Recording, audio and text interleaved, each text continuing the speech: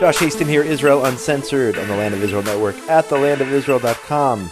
It is Sunday, the 8th of December, 2019, the 10th of Kislev, 5780. I'm here pre-recording my show for Monday, coming to you from Jerusalem, the eternal capital of the Jewish people, where it is pouring rain outside. It is a beautiful thing to see. I'm here staring outside the window near the old city of Jerusalem, and it is raining. It is a true blessing, and it's supposed to rain most of this week after a very dry November.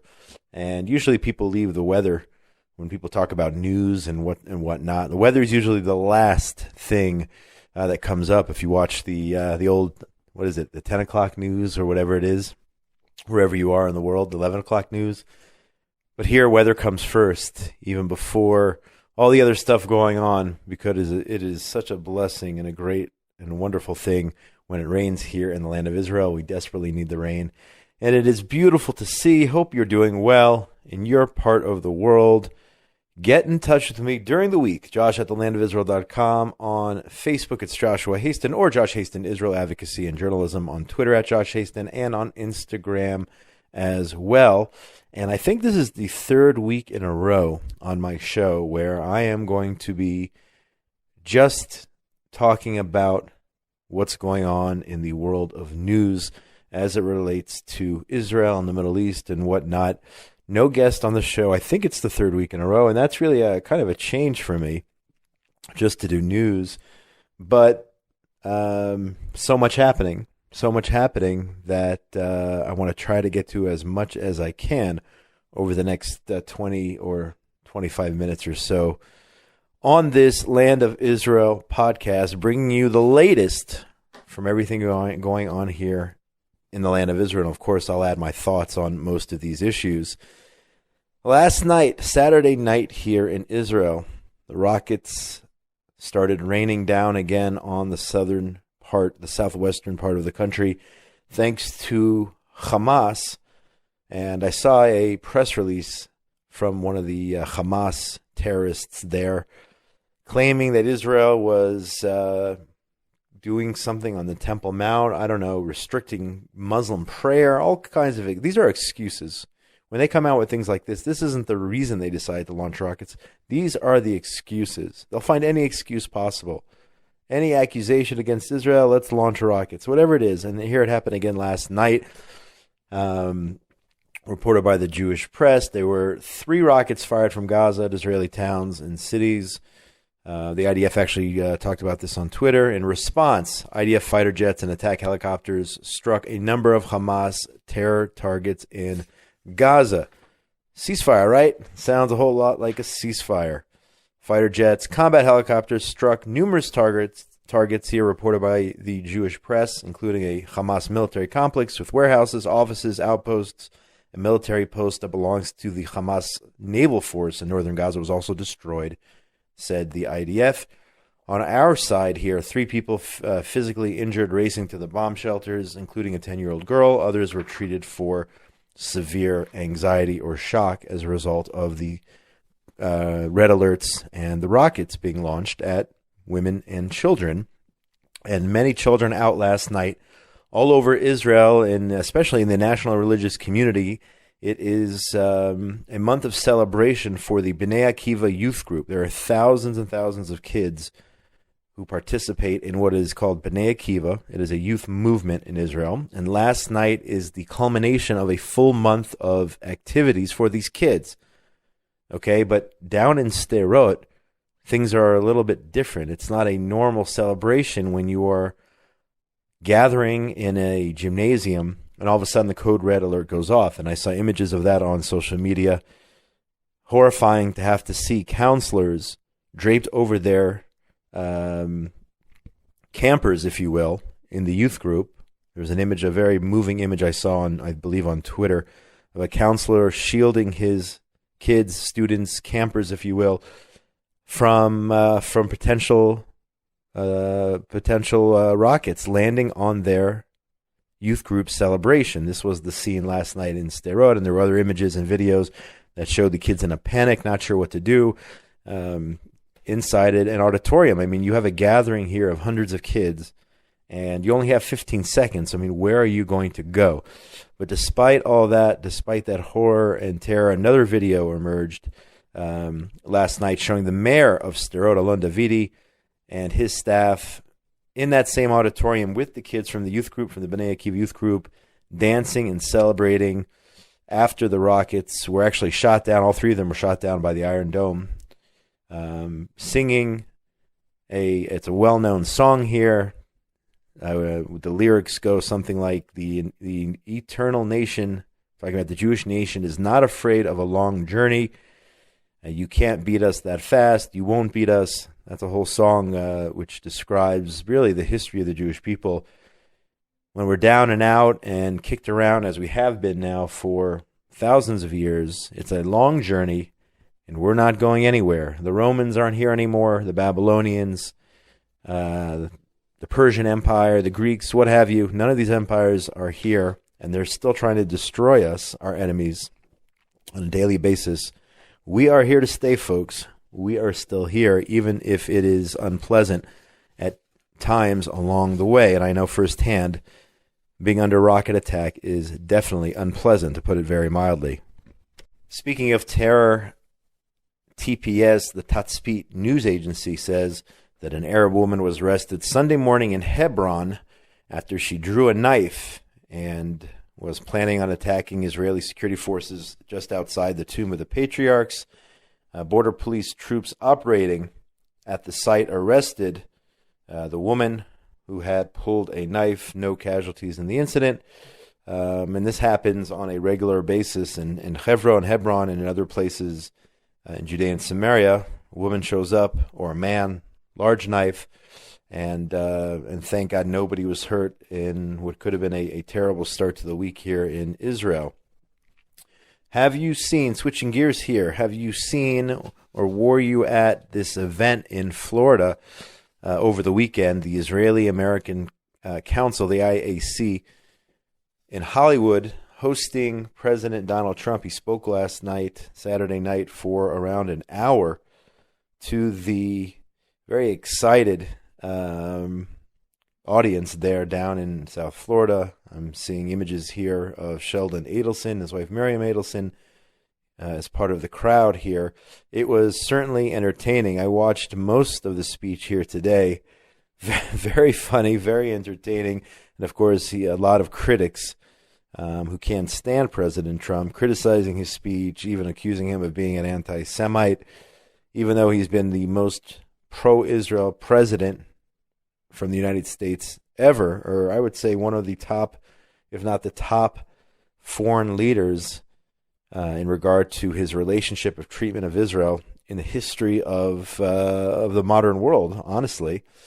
As reported here by the Jewish press, President Donald Trump Saturday night told a raucous and adoring audience at the annual conference of the Israeli-American Council in Hollywood, Florida, "The Jewish state has never had a better friend in the White House than your president, Donald J. Trump." And he's right there, I would have to say.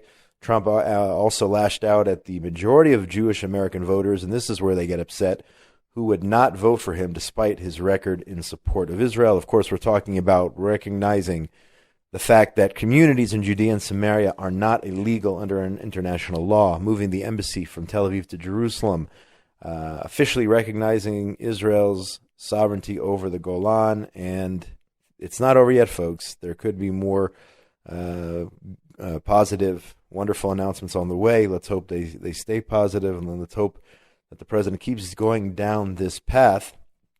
But he did lash out at Jewish Democrats, saying that despite there being great people, they don't love Israel enough. That's what he said. And I guess that comment probably drew the ire of many, accusing them of not loving Israel enough and not supporting the candidates, including the president, who have done so much for the state of Israel. I hear what the president's saying. I see where he's coming from on that. Trump also sharply criticized President Obama, his predecessor, saying that under the Obama administration, relations with Israel were, quote, undermined and neglected.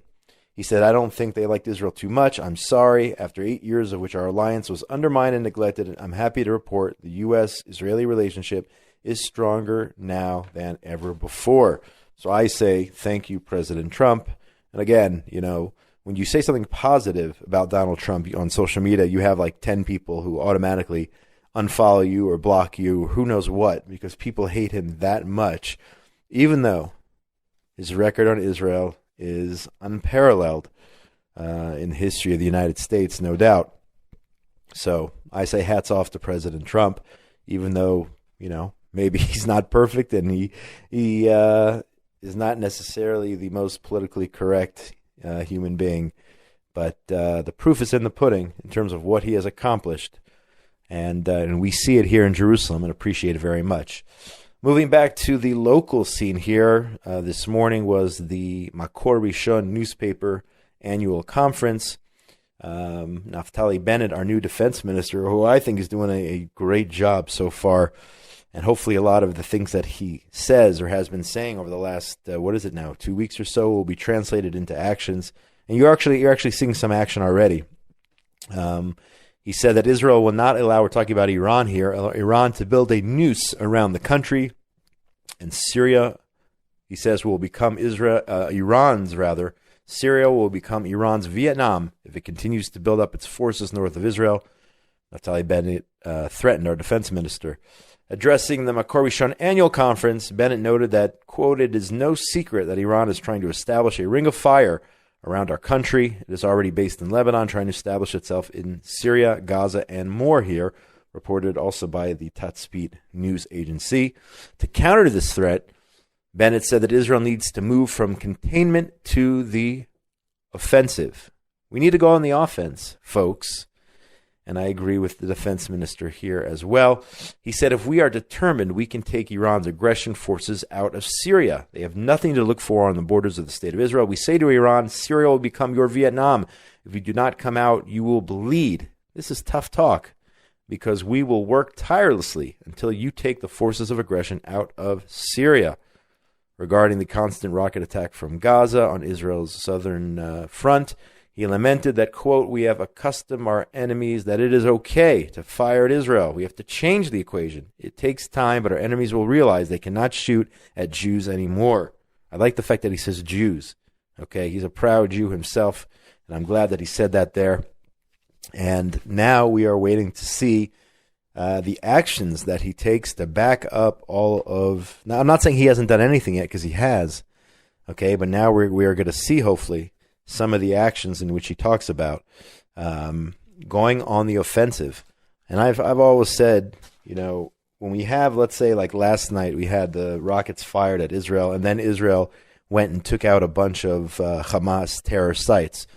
Obviously, if within 2-3 hours of their firing a rocket, Israel responds, and we know exactly what sites to hit, obviously we knew where they were from before.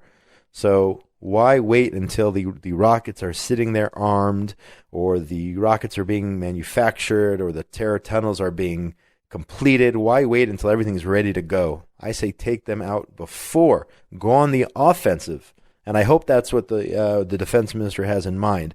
Go on the offensive so the people in southern Israel don't have to keep running to the shelters, and youth group celebrations aren't ruined because these kids have to run for their lives.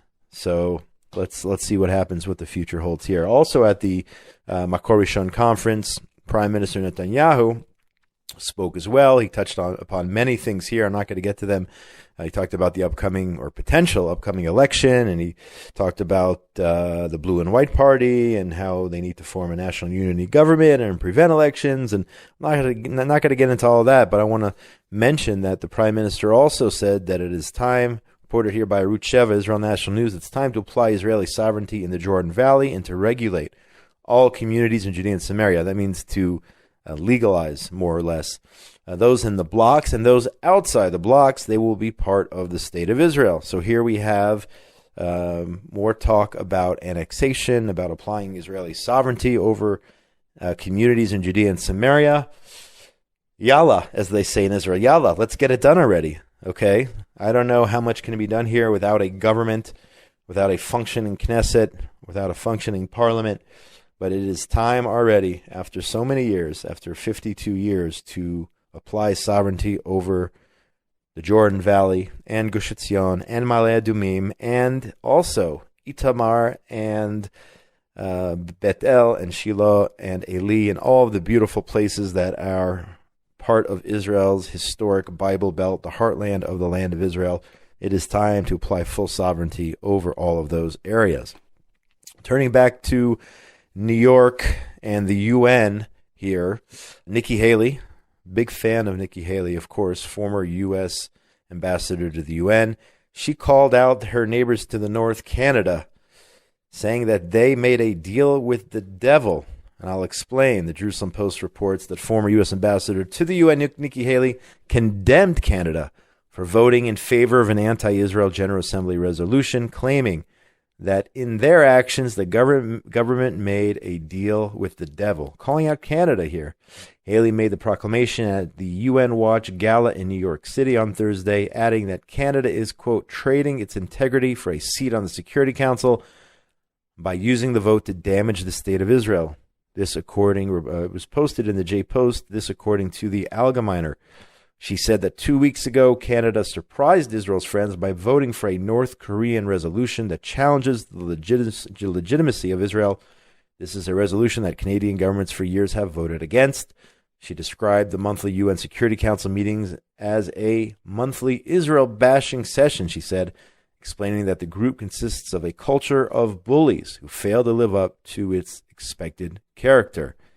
She went on to talk about how the UN essentially ignores Iran and Syria and Hezbollah, Hamas, ISIS, the famine in Yemen, all these other things. Whereas she said that there are about 10 major problems facing the Middle East, and Israel doesn't have anything to do with any of them. But time and time again, of course, we know that Israel is the focus. If you build a pergola in Judea and Samaria, the world goes crazy. But I saw some startling, horrible video footage from a Syrian military strike against a market. It looked like a civilian farmer's market of some kind. And that, I mean, have you seen anything in the news about UN condemnations or resolutions or emergency Security Council meetings or the UN Human Rights Commission? Anything going on there? I don't think so. Only when it comes to building in Judea and Samaria and Israel in general. Condemning Israel, that is a big passion out of all of those UN bodies. And thank you, Nikki Haley, for calling them out. Miss Iraq, Sarah Idan. Remember Miss Iraq, Sarah Idan? She essentially was thrown out of her country for taking a picture with former Miss Israel in the 2017 Miss Universe beauty pageant in Las Vegas. She had to flee Iraq.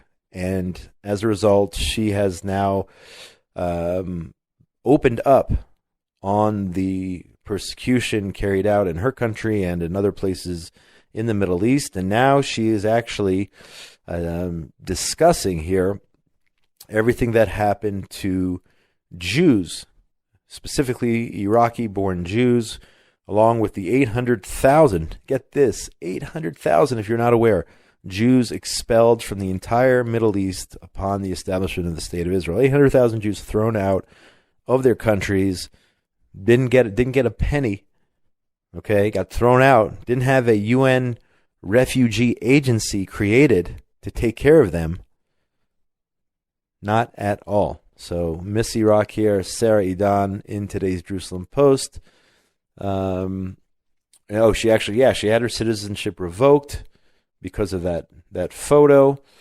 Attended an event held at Israel's UN mission to mark the expulsion of Jews from North Africa and the Middle East following the establishment of the state. And this is just the latest instance in which Idan, who has become an unofficial goodwill ambassador for Israel, this is her publicly showing her support. And she came to Israel last year and talked about how she felt a strong bond with the Iraqi-born Jews in Israel, saying that she felt connected to them, the Jews that she met in Jerusalem, born in Iraq, who welcomed her with open arms, with so much love, even though that my country, as in Iraq, treated them unfairly. I was overwhelmed when I saw pictures of Iraqi government stamps on their passports saying one-way exit, again referring to 1948, not allowed to return. I told them I was utterly ashamed. Here's a voice of reason, I would say even stronger, of justice, and siding with the right side of history, this Miss Iraq, Sarah Idan, for speaking for what is good and what is just and what is right, and openly acknowledging the fact that her country, which took away her citizenship, has done some bad things to the Jews over the years. So I want to thank her for her support of Jews from the Middle East, Sephardic Jews from the Middle East and North Africa, who had to flee. 800,000 who had to flee were thrown out of their countries following the establishment of the State of Israel. And as always, I'd like to end the show with some positive news. Here is Israel. Here are two stories of Israel and Israeli contributions to the world community. And many of them we do not get acknowledgement or credit for, certainly not at the UN, and certainly not in many European Union countries. And with all the haters out there, you just got to go to Twitter. You can see all the Israel and Jew haters out there, despite the fact that they're probably using an Israeli-made computer chip in their laptops as they tweet the hate of Israel. And you talk about the hypocrisy there. But here, Brian Blum in Israel 21C reports that an Israeli algorithm has been created which aids safe landing if a plane engine fails. The Technion Israel Institute of Technology developed software which monitors a plane's trajectory and guides it to the best alternative landing strip. So this is amazing technology coming out of Israel, which who knows one day, please God, will be in passenger planes. Now they're testing it on these smaller aircrafts and whatnot, and drones. But who knows, one day, they're talking about how situation that you had there with the plane landing in the Hudson, the U.S. Airways flight, Captain Sully, and all that whole story, and how this Israeli technology, this algorithm, could help in a situation like that. I mean, that was a miracle there, and who knows, one day maybe this technology will be utilized in commercial jets, God forbid, if there should be some sort of engine failure, and this certainly could save lives. And one other story here talking about saving lives, the World Health Organization, here reported by the Jerusalem Post, is called the Sheba Medical Center for emergency assistance in regard to a measles outbreak in the South Pacific island of Samoa. So who did the WHO call? Israel. The Sheba Medical Center for Disaster Medicine and Humanitarian Response, who are now on their way. These medical experts, according to the J Post, are on their way to the South Pacific island of Samoa. 70 people, including children, pregnant women, have already died as a result of this measles outbreak. And who do they call to come in and help? But the medical teams here in Israel, who are on their way now to Samoa. They will be on the tiny island, it says here, for 2 weeks to help contain the crisis. So who are you going to call? Not Ghostbusters. You're going to call Israel when there is a crisis in your country, whether it's a medical crisis or a hurricane or a tornado or a tsunami. And we have these stories time and time again. I remember, of course, of Haiti. Israel came in after that earthquake and saved lives. The first field hospital out there saving lives came all the way around the world. And this happens time and time again, whether it's Israel Aid, or Rescuers Without Borders, or some of these other organizations who go around the world, in this case Sheba, to save lives. Because that's what we do here, folks. We are a light unto the nations. That is our purpose, and we are fulfilling that here in Israel each and every day. It's unbelievable. Come join us, by the way. If you don't live here already and you're listening to this podcast, wherever you are, come and join us here on this wild ride, which is living in the state of Israel here today in the year 2019, or on the Jewish calendar, 5780. That is going to do it for today's program. Who knows? Maybe next week we'll have some guests on the show. Let's see what's going on next week in the world of news and everything going on here in Israel. But there was just so much to cover there that we did not have a guest on this week. My name is Josh Haston. This is Israel Uncensored. I call it like I see it, folks. Let me know what you think of the show. Love it, hate it, ideas, opinions, thoughts, whatever it is. Get in touch with me, Josh at thelandofisrael.com. Happy to read your emails on the program if you give me your permission. Happy to do that. Get in touch with me on social media as well, Facebook, Joshua Haston or Josh Haston, Israel Advocacy and Journalism. Check out the articles, my recent articles I've written for JNS News up on that Facebook page, on Twitter at Josh Haston, and on Instagram as well. Shout out to Benjamin Bresky and all the work he does to engineer these shows. Tabitha Epstein for everything she does behind the scenes to get these shows up and into your email inboxes. And if you're not on the list, you want to get yourself on the list so that way you can get all of the wonderful shows here on the Land of Israel Network. So signing out here, you're going to be listening to this for the first time on Monday, the 9th of December, but today it is Sunday, the 8th of December, coming to you from a rainy, beautiful, rainy Jerusalem, the 10th of Kislev 5780. Hanukkah's just around the corner. They've already started selling sufganiyot, jelly donuts, and all types of donuts here in Israel. So come visit us and check it out for yourselves. Wherever you are in the wonderful world of ours, out there, be safe. Shalom, shalom from a rainy Jerusalem. This week on Rejuvenation with Eve Harrow, an interview with Ari Lieberman, author of the new book, The Emperors and the Jews. It's an in-depth and heavily researched look at the relationship between the leaders of the Jewish people and the Greco-Roman worlds in the era of the Second Temple and centuries afterward. Alexander sees this very impressive entourage. They've been both coming at night. It's now daybreak. The sun is coming up. Everybody senses there's something that's going to happen here. And Alexander sees Shimon, the righteous, and he jumps off his horse. And he bows down. He has never done this to anybody, ever. For the full interview, listen to Rejuvenation with Eve Harrow on the Land of Israel Network at thelandofisrael.com.